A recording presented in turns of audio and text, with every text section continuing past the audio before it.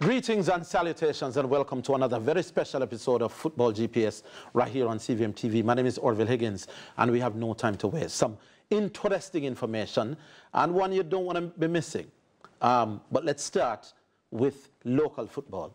Now, unless you have been living somewhere on another planet, you would know that the PFJL had the start of their quarter-final round yesterday. 2 1-all results, and here to discuss the good bits and the not so good bits is Chris Williams, the chairman of the PFJL. Good night, sir. How you do? Not bad, not bad. Could be better. Yes. But all things considered, yes. No major injuries, but not bad. Not bad. All right, so let's start with the good bits first. People are saying that this may very well be the biggest non-final crowd ever at Savannah Park for a football game. The league continues to grow. Nobody can doubt that there's more razzmatazz, more crowd, more vibes, more energy. And I know you're a very humble man, but you have to take a bow. Over the last 3 years, football has grown exponentially. Yeah. No, for sure. I mean, we have developed an amazing strategic plan as a board. Yes. You know, my 17 board members, you know, they work tirelessly. We meet every month. Full minutes, you know, 2-3 hours board meetings, and we have been meticulously executing each area of the plan. And you know, it's been heartwarming to see the success happening before our eyes. So you know, we know where we want to go, so we kind of still, while everybody's saying yeah, we kind of still down because we still have a long way to go. We still have a long way to go, but we feel good that, you know, our progress is being made. Yeah. Some may say that you are indeed probably the victim of your own success because the kind of crowd that descended on Savannah Park yesterday, people say you weren't quite ready for. I'm sure you've heard the complaints. How do you address them? People were struggling to get tickets for one. People felt that you know, it was just too massive a crowd descending on the ticket offices. Address those issues for us. Firstly, I want to apologize. I want to apologize to Jamaica, all the patrons that turned out, and all the stakeholders that are involved, the teams and the referees and so on. It is an experience that, you know, frankly, I'm embarrassed about. I mean, that's not how I want to lead an organization, and that's not how we want to lead the league. So we take the L, you know, we messed up big time, and so we apologize. The question is, how do you ensure that it doesn't happen for the second leg coming up on Monday? Yeah, we've been in meetings all day, you know, thankfully.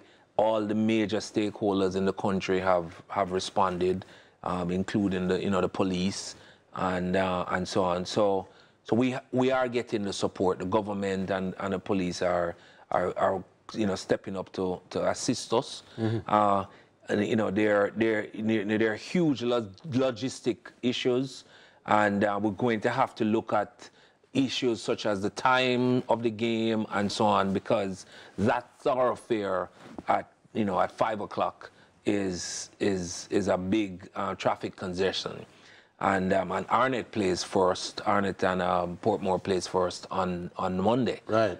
So we are in the trenches. JFF, ourselves, the police.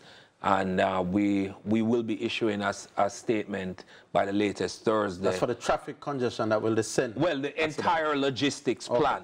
Okay. We're meeting with our major sponsor, Ray Neville, tomorrow. So we're going through everything to make sure all the I's are dotted and all the T's crossed. We're going to, as I said, we're going to have to address traffic. We're going to have to address parking. We're going to have to address ticket outlets. Yes. We're going to have to address entries. And we certainly will open all gates. So George Headley will be open from start. So all gates, that decision has already been made. Yes. And Sabina Park team is already putting the preparations in place for that. We're getting additional support from the police, and they will be on hand to assist with crowd management. So you know, we will issue a statement, but I can say that already after day one of the planning, a lot of the bottlenecks have been reassessed. And what I'm grateful for is that all stakeholders have jumped to assist us. JFF, police, government, everybody is right there. They called me first thing this morning to say, let's make this thing work. All right. So I think people are a little confused whether the game is Sunday or Monday. I've been told that you said elsewhere that it was Sunday, but I want you to make it clear. Date and time of the games. Monday at Monday the 29th. Yes. And right now it's scheduled for 5 p.m.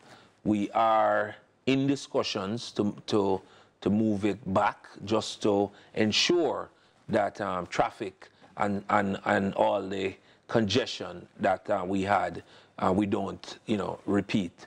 So we are in discussions with the police. They have made some recommendations to us. We're going to have to meet with the sponsors and JFF, and then we'll make an announcement. So it's a possibility. It's only a possibility that the games could start a little later. Yeah, at 6. Okay. Yeah. All right, but for now, it's Monday, 5 o'clock, Portmore versus Arnett in the first game. For now, 5, could be 6, and then Tivoli, Waterhouse for that other game. And both games are played to finish. Played to finish. So, I mean, boy, you know, God is good. God is good. Both games are 1.5. Both games every team now go and cover the world because every team now feel them have a chance. It's a full knockout. Yeah. It's a full knockout on Monday.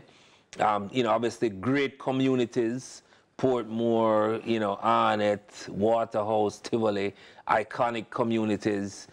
Vocal communities. Indeed. As you saw last night. Yes. You know, people were screaming from start to finish. So the energy inside the stadium is amazing. Yeah. You know, once we got past the issues outside, you know, the energy was perfect. Right. So you know, we just need to ensure that our patrons and our fans can get in comfortably. And make sure everybody is you know, is seated and is fed and are relaxed and so on. All right. Savannah Park. I think you said stadium a while ago, but it's Savannah Park. I know it was what, $1,200 for adults, $500 for kids under 12. Does that remain the same? That remains the same. That remains the same. All right. Here's one vexed issue for people who want to go to the football but feel that there are times, and we have all been to Premier League football, when they are smokers, let's just get straight to it, who can make that experience a little difficult for people who are not smokers. No, I can't feel that we can have a smoking and non-smoking, but maybe just you as the boss to make an appeal to people, because that is one of the things that bother people inside. Yeah. We got that complaint, and especially because there were so many kids at the games, and that we were very grateful for that, because obviously, you know, that's the future. So yeah, I mean, we want you know, the fans out there that are smokers to, you know, to respect and appreciate that not everybody, you know, partakes in that habit, and if they could, you know, give them a little bly. You know, go down to the back of the stadium, you know, get your smoking and then come back up. Yeah. I don't think that's a big ask. That's fair. Yeah, I think that's fair for all concerned. Are people looking on now and want to know where can they get tickets? I know all of that was said prior to today, but this is your opportunity to remind. Right, so we're going to expand the ticket outlets, and most importantly, log on to our Instagram page, Jamaica Premier League. And we have online tickets, so you can, you know, in the comfort of your home, you know, just click and buy the ticket, and you know, just walk right in with your ticket. Right. And but we do recognize that a lot of our patrons don't want to utilize that facility, so we're doing a lot more hard tickets, and we're going to be going into the communities on Sunday the 28th. With ticket buses I like that. To give people an opportunity to buy their tickets from Sunday. So Arnett, Waterhouse, Is that new Tivoli. initiative? Yeah, we just discussed it today. Yeah, so you're going to all 4 communities that are part of this. That are part of the finals, the quarterfinals, and just give them an opportunity to buy their tickets so they get in a lot easier. All right. Yeah. I know you probably don't want to speak on behalf of the sponsors, but when we had Owen the last time around, he was telling us that the sponsors inside the Savannah Park will make it that more. What's the word I like to use? That greater razzmatazz. Yeah. I'll give you a few seconds to. Yeah, I mean, those that were there last night would see that as you enter, we have a complete sponsors tunnel, and all the sponsors are there, you know, doing giveaways, doing competitions, you know, doing raffles, etc.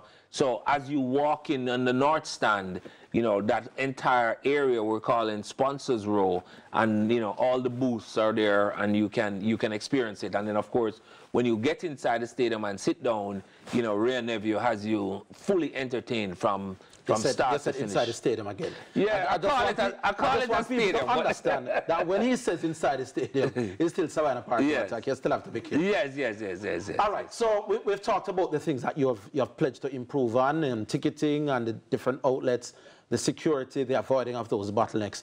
But we started by talking about the good side. We have exactly 3 minutes. My producer is in my ear saying we have 3 minutes. I don't want to end on the note of talking about the issues. Yeah. You took football, or your organization took over football at a time when we weren't envisaging this kind of progress in this kind of time. In you know, in a nutshell. In fact, you told me it couldn't be done. I did. Yes, you told me that. I can't remember saying I remember. But what is it that you think has been your biggest achievement today? You mean the PFJL, right, and why we're seeing football, the league is as exciting as it has become. Owner strategic thinking. Owner strategic thinking. The success of club football is at the clubs, and the clubs are driven by their owners and the management of their clubs. And we've spent a lot of time with the owners and the club management of my directors, walking them through the business model of a football club. It's not, you know, football is one of the blessed sports. Mm-hmm. It is a profitable sport.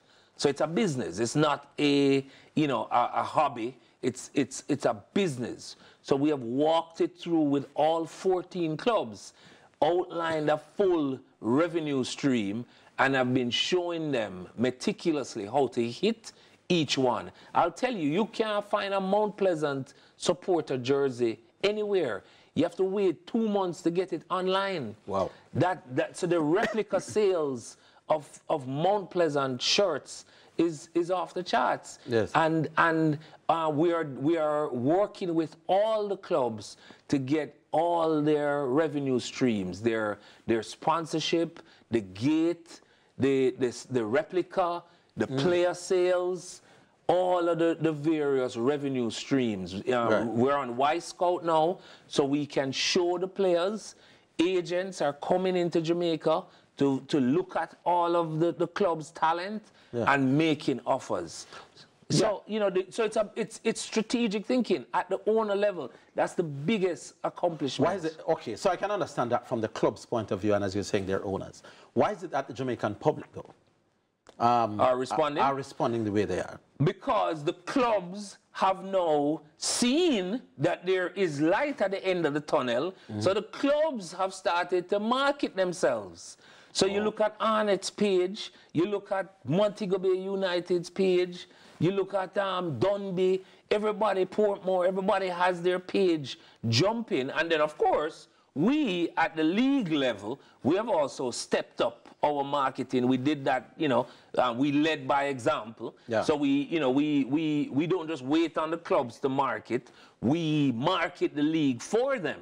Right. So all the clubs have now seen that this is a business opportunity that can make sense. So they're pushing their members. You know, I'm going to be a little bit coy. It's not just making sense at the moment, but I think there are some dollars being made as well. There's some dollars being made. There's some dollars being made. I want you to know. We have 30 seconds. I want you to know if you finish in the top 3, you are qualifying for the Caribbean Cup. And if you go all the way and win the Caribbean Cup, it's 500,000 US from CONCACAF. Proper piece of change. We have to leave it here, Chris Williams. I'm looking forward to having a successful season. Jamaica, come out, please. Right. Thank you. All right, we have to leave it there. Thank you very much, Mr. Chris Williams, the boss of the PFJL. When we come back, there's a very explosive story that we could be breaking some news tonight on Football GPS. Don't go anywhere. Coming back in a while.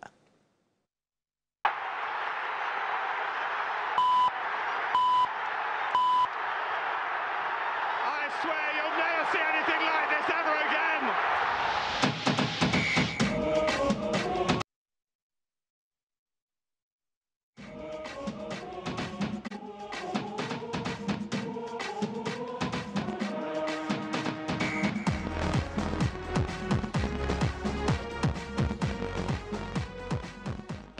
All right, welcome back to Football GPS, and we want to have a quick review and recap of what's happening in the EPL. Well, probably a little preview as well. But today, Arsenal played against Chelsea, sending a signal that this race may not be over yet. A whopping 5-0 beating. They are leading on points now, I think 6 points. Well, no, 4 points ahead of Man City. Of course, City still have 2 games in hand. Here are the highlights of that. And then we talk a little EPL. I'm really happy with the performance, collective and individually, and to stand up in a big match like this against a big opponent and get the result and the performance that we got today. Really pleased. I think the team was so soft, so so disappointed with the start, because I think supposed to have a full energy and compete better. I think in the way that we lose the ball, and always the first, second ball that away, we were not aggressive and not concentrate in situations that was so easy to find the solution. That is why we are so disappointed. I am so disappointed.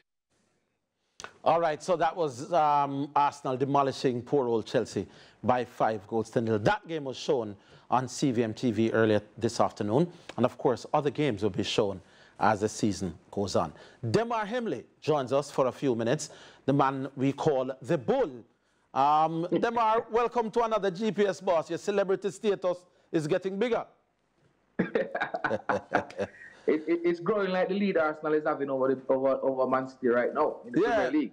But isn't it a case of too little, too late for Arsenal with them impressive showing up? No, man, they have been impressive all season, and they are a little minor blip in December, but they are doing what they need to do. To look back on the Aston Villa game, I think the coach would have made the mistake of playing Kai Havertz in the midfield against Aston Villa. And you see, when you put Kai Havertz as the false number 9, the system seems to click better, and they are playing wonderful football. I mean, the best you can do is to get some wins under your belt, and they have got 2 games, and they won both of them before Man City kick off their match against Brighton. So very good from Arsenal, putting themselves in the driver's seat. I mean, it's best to get the points on the board from now than to be waiting on the game to be played. Arsenal 77 points, Liverpool 74, City 73, with 2 games in hand. Does Arsenal have some kind of psychological advantage? Somebody said to me that scoreboard pressure might be on City to deliver 2 wins from their next 2 games. Do you accept that?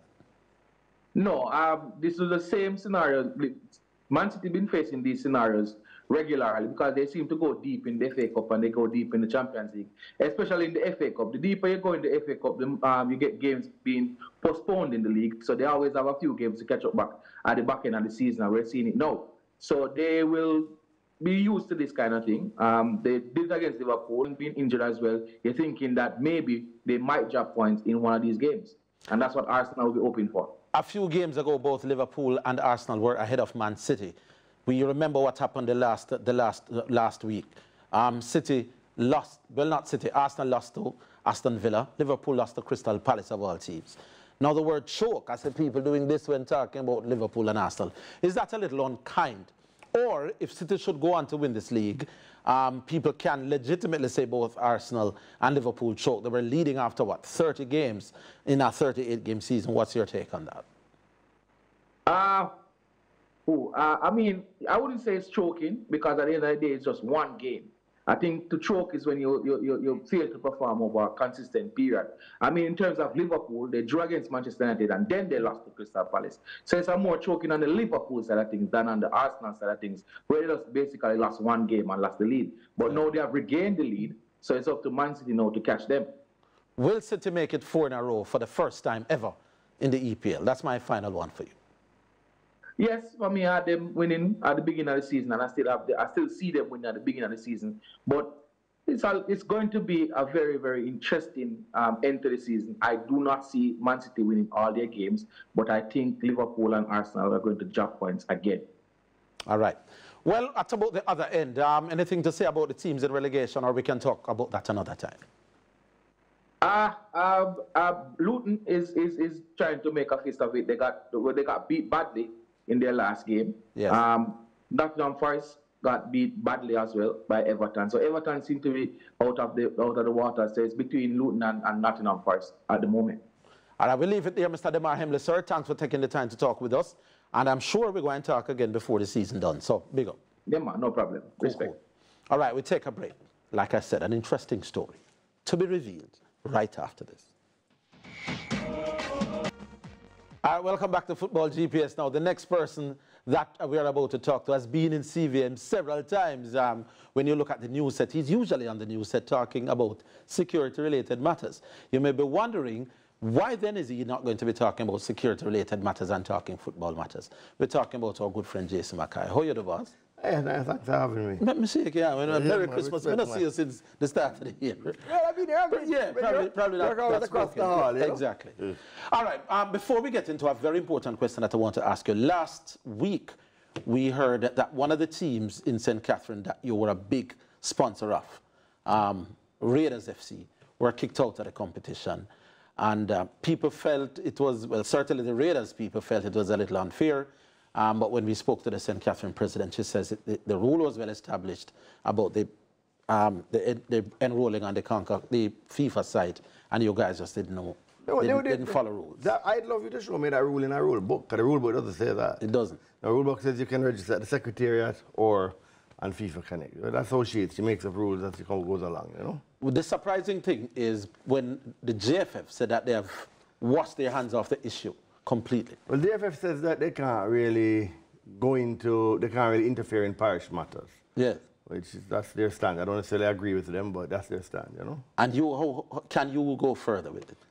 I could, but I choose not to, because, I mean, I have other things planning to do, and at this stage of the game, I mean, it's a terrible blow, but we're used to being wronged in St. Catherine in recent years, so it's just one more wrong, and we just bounce back from it. All right, so let me ask you the question that I've heard one or two people mentioning.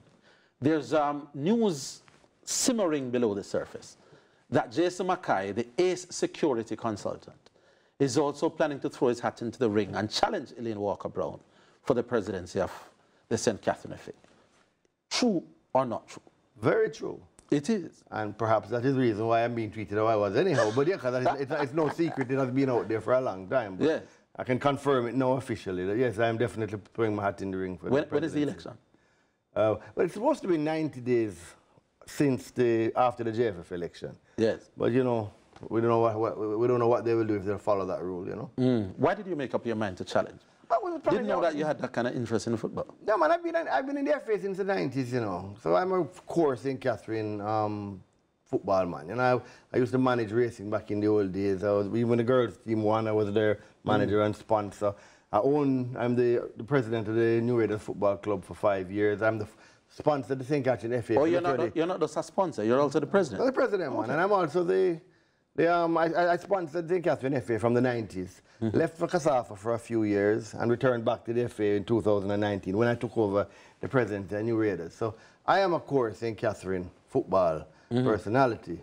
Elaine is new in respect to where she came in. And I've never been very supportive I've never been so very supportive of our management style, you know. So for example, I was a sponsor for many years haven't been the sponsor during her tenure, because there really has been no, well, other than the first year when COVID stopped it, you know. So there has been very little association between me and that administration. But here's the question. If you have been in football circles by your own admission for a very long time, why the decision now to decide to challenge? Now it's needed. I think St. Catherine football needs to be rescued from this administration. I've never seen it in the 26 years I've been around football in St. Catherine to be it like this. Those are very strong words. Yeah, very strong, man. The oval, which is our pearl, you know, is running down to nothing. The press has isolated us because of the constant combative nature of the administration, particularly the president.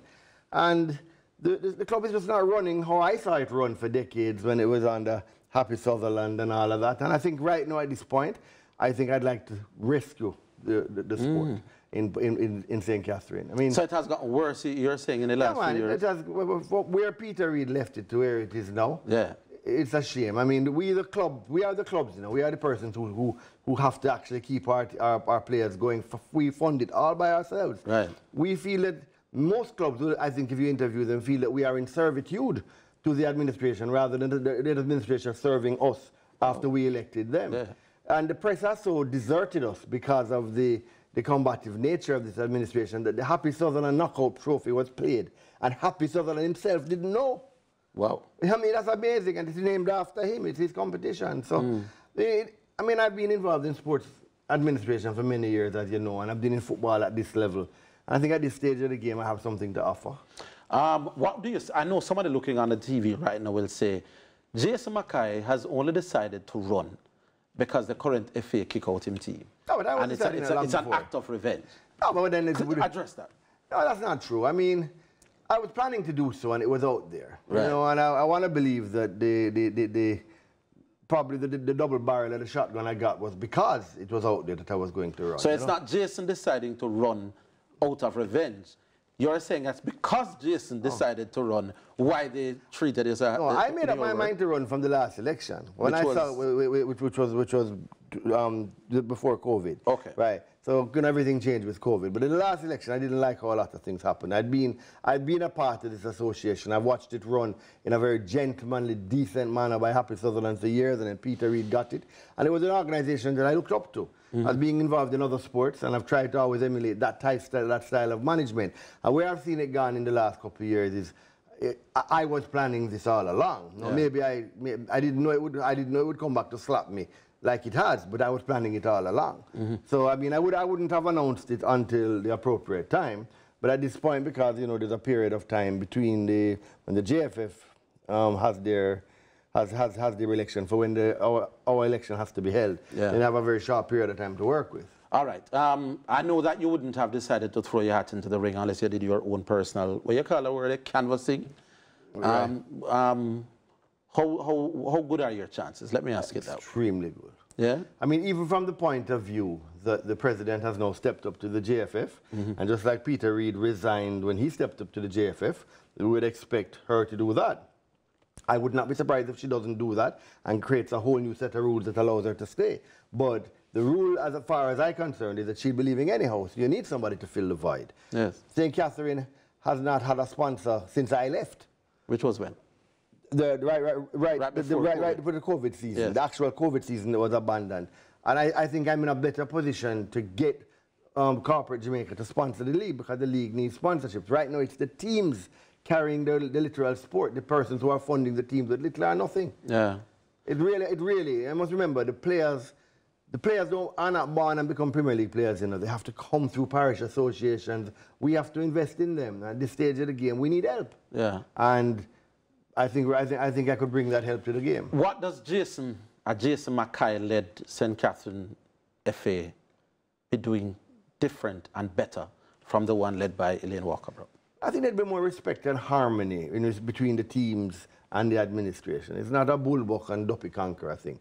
I am there to create a harmonious attitude. You seem to suggest that Miss Walker-Brown is almost like a dictator? Autocratic to the point where I've never seen anybody else, you know? So, and it just can't, you can't do that with football, because although football is a pro sport, those of us in the parishes are funding it ourselves. We're not making money and actually running a business. We know it's a pro sport. We want it to be treated professionally, but at our stage, we have to be funding it. Do we expect the association to realize our contribution, not to use us as their footstool? Wow. These are strong words, Jason. You don't really think highly of Miss Elaine Walker-Brown, do you? I don't. I have nothing against her personally. No, man, I'm not talking personally. I'm talking about her administration of her football, of the association since she has taken office is the worst I've ever seen, because prior to her, it was a well-run body. So when Peter Reid was in charge and when Happy was in charge, you weren't thinking like this? No, I was their primary sponsor in those years because I respected how those persons manage the association. Yes. Are you two on speaking terms? Well, if I have a reason to speak, I don't speak to her very often, but if I have a reason to speak to her, I would speak to her if she has a reason to speak. Have you told her directly that I'm going to run against you? No, I didn't do so, because God knows what other sanction would have been taken against me if I had announced it. If just the assumption that I've announced it has resulted in certain things. But no, it is something that from I saw the last election and things that happened there, I made up my mind that, you know, after they get their run and she has her trial, I think it'll be time now for me to... How many delegates we're talking about for St. Catherine? We have 40 teams. And I'm not sure how much all of them actually have done their affiliation that allows them to vote and so on. You know? So you have 2 votes per team. You know? 2 votes per team.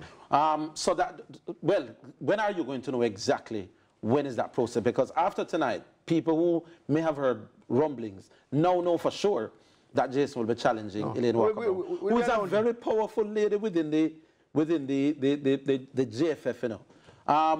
There are those who I was telling privately that Jason will run against Elaine, who were telling me that Elaine Walker-Brown is a very powerful person in the JFF system, and that the JFF itself may coalesce around her against what they would say potential outsiders. Let me say it better. People feel that the JFF is a closed club, and they protect each other against who they consider potential outsiders. Well, what say you to that? I mean, I know persons at the JFF, and I have a lot of respect for them. Yeah? I mean, we have really strong professional persons like Dennis Chung, for example, and so on. So, I mean, I don't expect that type of conduct from them. You know, the reality is football needs teams. I've been involved with teams in football for years. Football needs sponsors. I've been a sponsor for years. I am certainly not an outsider to my sport, and definitely not an outsider to football in St. Catherine. Right. I would have considered Ms. Walker-Brown to have been an outsider in St. Catherine when she came into our association.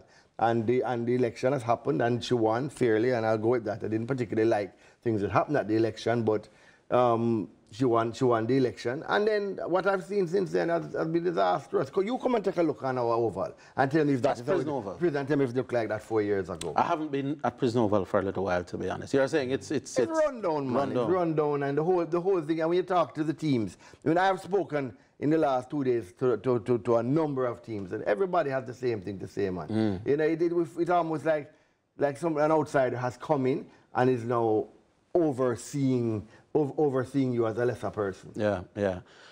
Do you expect that the election, the campaigning will be smooth, or do you expect a lot of acrimony between the two? I hope not. It's not my style. I mean, I'm offering myself to serve. Yes. It's not like it's a paying job. You know what I mean? I'm trying to do what I can do. You fired some shots tonight, Jason. You're saying it's not your style. No, I mean... Well, all who know Jason know that Jason is, among other things, a martial arts expert. Well, I'm going to talk... So you throw some punches. No, I'm going to talk... I wouldn't... Knowing Elaine Walker-Brown, she'll throw a few back. So be it. But, right. I mean, if you ask me the question, I'm going to answer it. Yeah. But if you don't ask me the question, I'm not going to go out there and say it. Right. You've asked me the very pointed questions. I didn't plan to. I'm not even going to vocalize my conflict with her recently as part of my campaign. Right. That is behind me. You know, I'm going to explain what I can bring to the game. I'm going to explain to the teams, which I don't have to tell the teams. They know, the clubs know that we're in trouble. You know, we don't have a sponsor. That's a big thing. We don't have a sponsor. We're going to run football without a sponsor. You know, why is it for the first time in our history we don't have a sponsor? You know, I mean, why are we having a knockout of a legendary figure like Happy Sutherland, a competition that was heavily carried in media, and the media has now abandoned us? If the clubs can come and look on the oval, I'm sure they see how it looks, and then it's up to them. You know, you can only offer these things to the electorate if they want it. They want change, they come. One of the things I know, people who taste leadership at that level usually enjoy it and like it. Could it be that one day way down the road, let's say you are successful in being the St. Catherine FA, Is that something that you'd want to go further? No, man, I'm St. Catherine, man. St. I'm St. Catherine. Catherine. I have no wider, I mean, going further requires a greater commitment that I can afford to give because of my other responsibilities, law enforcement, Mackay security. But I certainly have enough, you know, to serve the Football Association for a term or two. All right. We have to leave it there. Jason, good luck in your future endeavors. I'm sure we'll be speaking to Miss Elaine Walker-Brown at some point. No doubt. She hears that it is a direct challenge. I can say good luck to you. Good luck to her. We remain neutral. Thanks for dropping in, boss. Thanks for having me. Good. All right, when we come back, guess what we talk? Some cricket. I told you that the football GPS will be changing a little bit. We'll include some multi-sports. Well, the Senior Cup Cricket Final is this weekend. Both teams are represented with Sukup.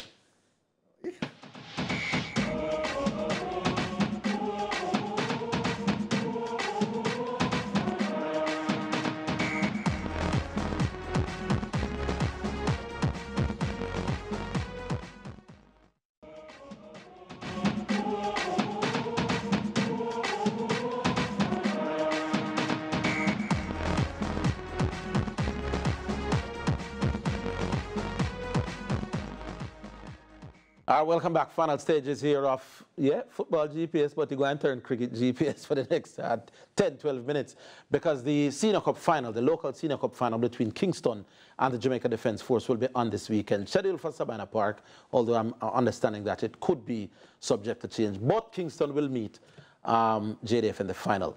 Here are our two guests representing the two teams. To my immediate right is Kevin Daly of the JDF and Akeem Fraser of Kingston. Gentlemen, welcome to CVM.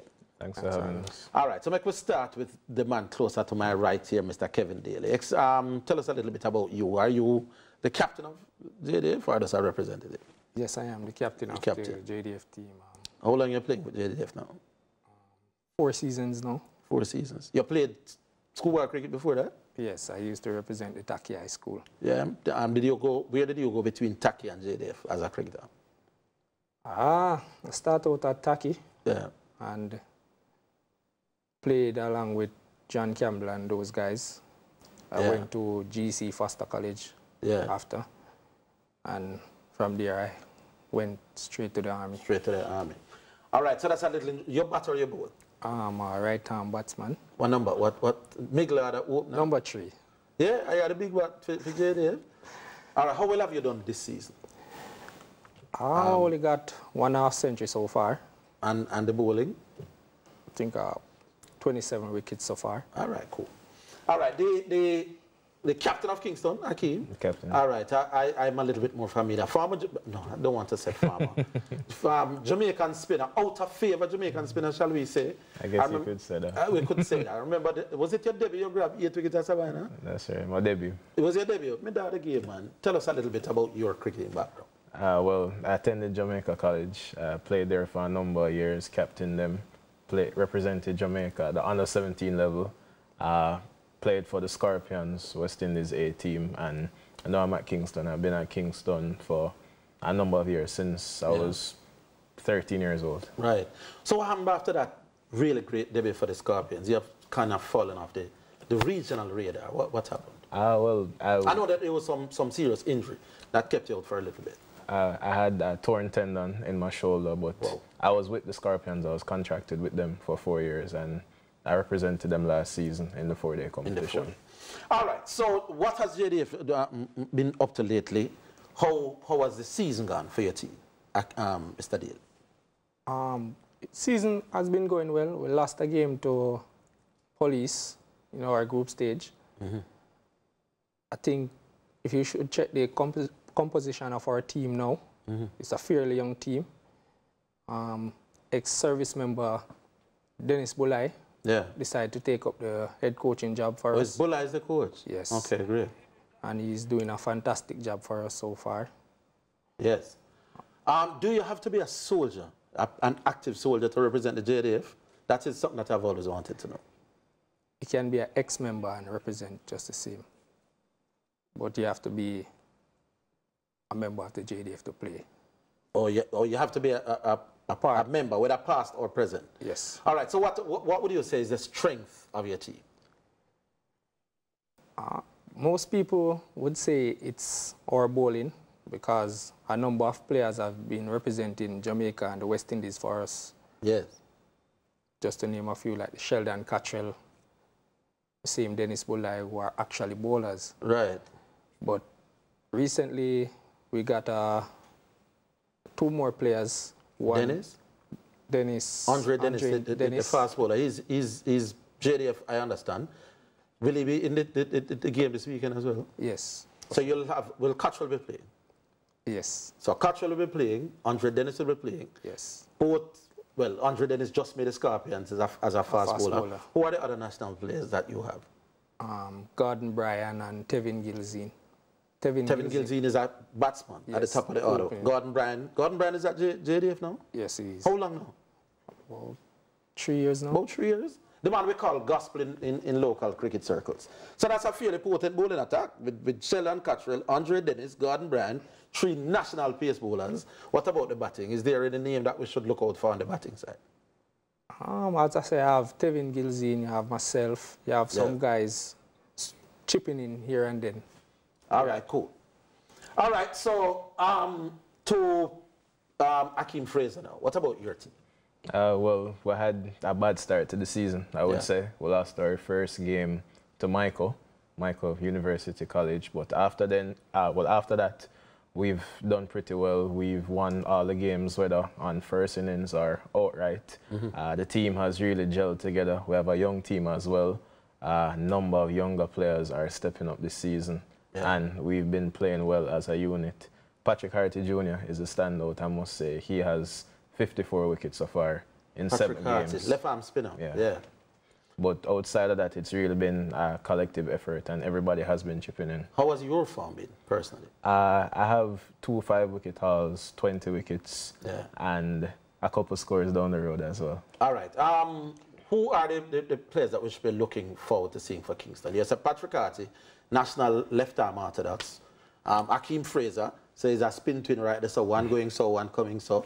Who are the other names that we should be looking for? We have a number of players who should feature. We have Kurt McKenzie Jr. Yeah, what was I about to ask about him? We have Odean Smith, Romain Morris, possibly Brandon King.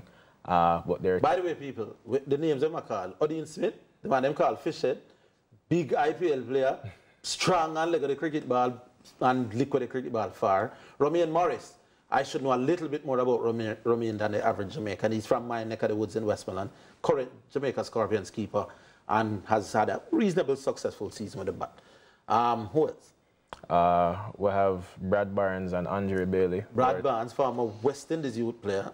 And who is Andre Bailey again? He is with the Scorpions now, contracted with them. Former Jamaica youth player, Huey standout and Kingston standout. What does he do? All-rounder, fast bowling all-rounder. They don't sound like a good cricket match going on there. But there are 2 people that I must mention as well. They've been batting very well all season. Jordan Seymour, he's scored 2 centuries so far in the competition, and Joel Ewan, who has scored a century, and he's been batting very well as well. Okay. Based on what I see, it is likely that the JDF will feel that your fast bowlers will win you or lose the game. Or is that narrowing down your side to one like a thing where you think your team bigger than that? My team now, as I said before, a fairly young team. As I said, Bulai is doing an excellent job. I have some players. Is Bulai likely to play? Him doing the player coach game? Yes, in late? I think, yeah. So he could still feature in the final? Yes. He could still, all right. And of course, we know who Dennis Bulai is.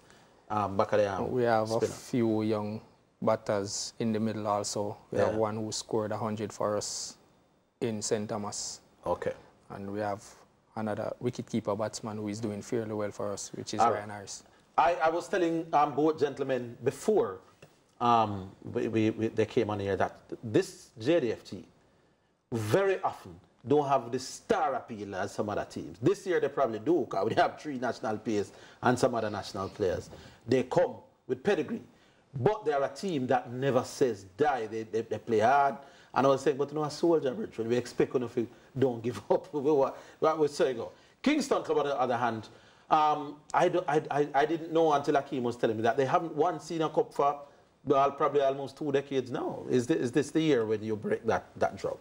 Yeah, this is the year we aim to make it the end of the drought, the curse this year. What would have been the reason why Kingston would have gone way back in the early 2000s before you have won a senior cup title? I don't think we can really put our fingers on it. We've had good teams throughout the years. We've had a number of players that have transitioned to the national team and the West Indies team. Probably at times we haven't had our full complement of players at the business end or the tournaments, but it still means something to win the local competitions, and that is something that we're aiming to do. JDF, on the other hand, play hard, hard-nosed, determined cricket. Is that what we're likely to see this weekend? Yes, for sure. Yeah. I mean, if you should look at both teams for this weekend at full strength, I think it would be a good day, good 2 days for cricket over the weekend. Yeah, for sure. I think so as well. How well do the players get along outside of cricket? Sometimes, you know, you see the body language of the players, and everybody sound really fairly chummy. But come Saturday in the final, how intense is that battle likely to be? I start with you, Aki. I think it's going to be an intense one. We're familiar with most of the players locally. We play against each other year in, year out. But I think the occasion, it will bring out the best in everybody, and we're coming to fight for this one. Sabina Park. Yeah. Good venue. Sabina Park is known as a nice little pitch for batting after the first day. Well, it's a 2-day game, so the differences may not be huge, but Sabina Park, does that help or hurt the JDF? No, I think for us, we have played at Sabina Park for a number of years. And when last you won the Senior Cup? 2019. 2019, so that's 5 years ago, but a lot more recent than Kingston. But Sabina Park is a venue, you're both happy with that. Well, it's your home ground, Aki. Does that give you an advantage? I would say yes, it gives us an advantage. We're familiar with the ground, we're comfortable playing there. There are a number of pitches out there though, and each of them play differently based on the one that we get. We don't know which. No, I set one where the ball spin a little bit. Well, technically, we are not in charge of the game. But so we don't have a say in the preparation. I've always wanted to ask the soldiers this. So this is a question I always want to ask. Sledging is normally part of cricket. Sometimes I hear, I played a little cricket myself. And opposition man, dogging he is answer them a sledge.